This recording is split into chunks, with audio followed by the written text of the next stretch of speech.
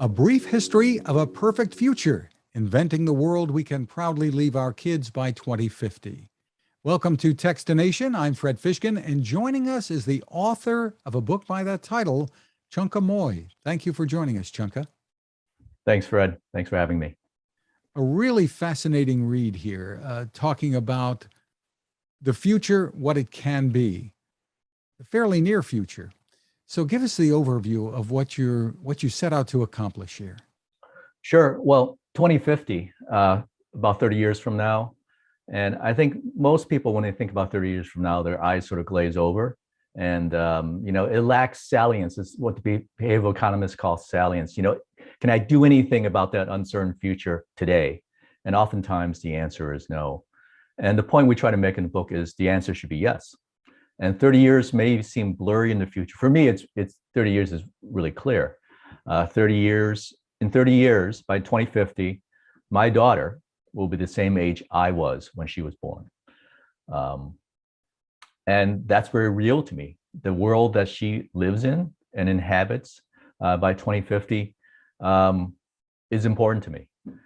And if we look across through the landscape of this world that we inhabit today, there's some really great things happening, and there's some serious challenges. And it's easy to imagine a future in 30 years that's not so great. I mean, I can talk about, just some popular works of fiction. 1984, technology takes over. Minority Report, AI gone wild. Brave New World, right? Genetics and genomics and drugs changing the world, the way the world looks. So lots of easy ways of thinking about bad outcomes. What we try to do in the book is to say, actually, that future is in our hands. And the playing off of an aphorism by Alan Kay, one of the core inventors of personal computing, the best way to predict the future is to invent it. So we can predict how things may turn out, and we could have rosy or not so rosy scenarios. Or we can say to ourselves, what world can we actually build based upon the tools we have? So that's a long-winded first answer to your question, Fred, but that's what the book is about. What kind of world can we build based on the predictable technological capabilities we have in our hands?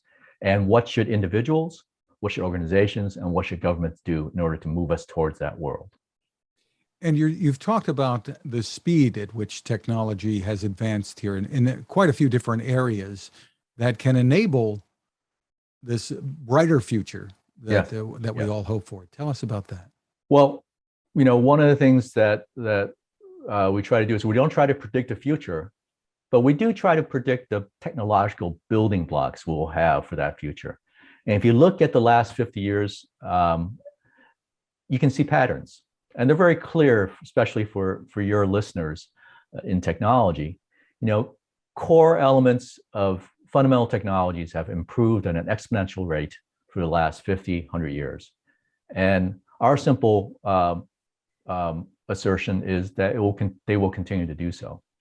So capabilities in computing, in communications, in information, in genomics, in energy, in transportation, in water, those capabilities will continue to improve at an exponential rate. And correspondingly, the cost, the per unit cost, is going to decrease at an exponential rate. And so the capabilities curve is going to look like that. The cost curve is going to look like that.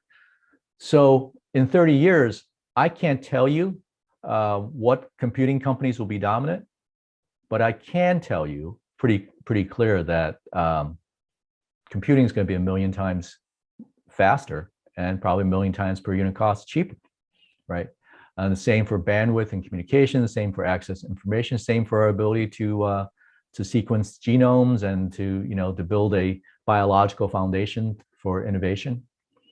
So in 30 years out, we're going to be able to throw as much of those capabilities at any problem as we want. And the question that we pose in the book is, well, what kind of future do we want to build with those things? And you use a phrase that future perfect.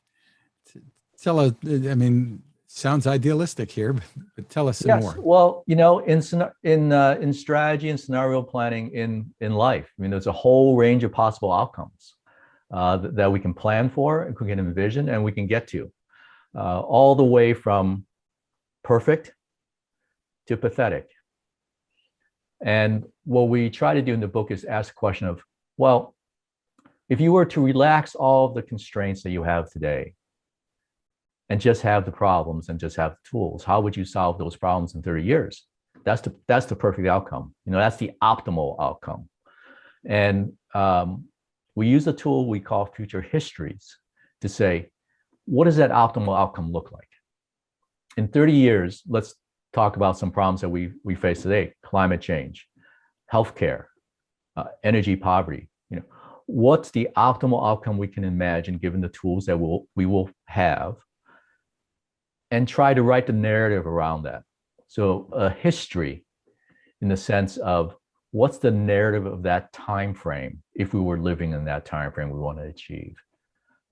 Because we as humans, we're really social animals. We're a lot like cavemen around a fire. We tell stories to each other. We develop consensus around those stories. We do collective action based upon shared views of those stories. So we try to say, okay, what's that shared story of that future perfect, that optimal outcome that we want to achieve? And if we can articulate that, then we can ask the question, okay, if that is the future we want to aim for, how do we work backwards to today and ask ourselves, how do we get there? So rather than starting from today and sort of meandering forward, we posit instead that we should identify the future that we want and then work towards it. What do you see as being the most difficult obstacles to overcome? I mean, from what you just said, coming up with a collective will seems like a really tough thing to conquer right now in our society. Yeah. Well, the first thing is to come up with a collective story, right? To come up with a story that transcends the partisanship of today, and the self-interest of today, and place ourselves in that future without the constraints that we think we have. So, oftentimes, whether we're talking about our personal lives or our corporate lives or governmental lives, we say, wouldn't that be nice? Oh, but that'll never happen because X, Y, Z. Well, that might be true, but the first thing to do is to take away X, Y, Z and say, what do we actually need to happen? So in climate, to deal with climate change, what we need to do is we need to get rid of 50 billion tons of carbon emissions globally by 2050. 50 billion tons. It's actually a numerical problem, right? Then we can sort of say, okay, where do those 50 billion tons come from? 8% comes from transportation, from cars, trucks, and buses and such. Okay, what do we deal with that? Another 8% comes from other forms of transportation.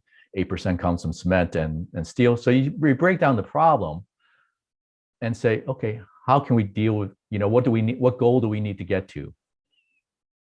But unless we agree on the goal, we'll never reach it. So future histories are about reaching the goal.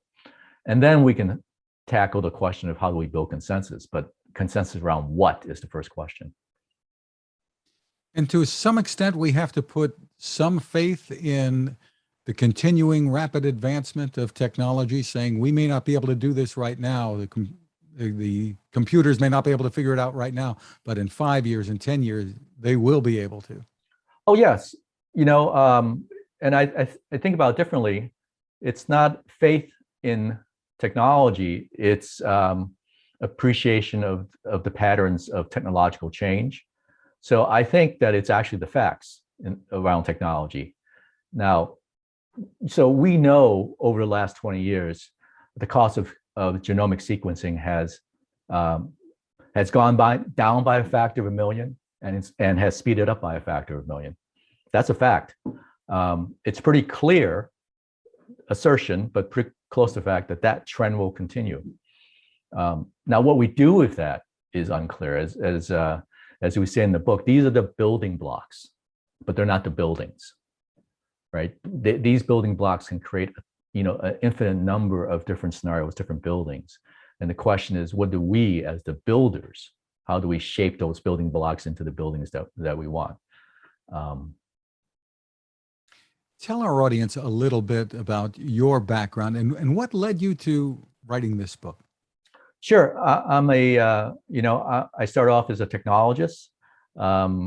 My focus was in computer science and artificial intelligence. I was part of the world headquarters artificial intelligence group of a major consulting company, and have spent my career thinking about how advanced technology affects business, and asking the question of, well, how does business use it more effectively, and how do we build it to be more effective in business?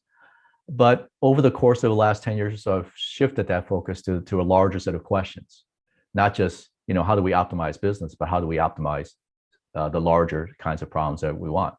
I think that business can play a large part in that if framed properly, but it's a bigger problem than what businesses alone can do. So I asked the question of, how do we leverage technology for wider good, for social good? Well, we really appreciate you taking the time with us. The book, once again, is titled A Brief History of a Perfect Future, Inventing the World We Can Proudly Leave Our Kids by 2050. A great read. Go get it. Chunka Mui, thank you for taking the time with us. Thanks for having me.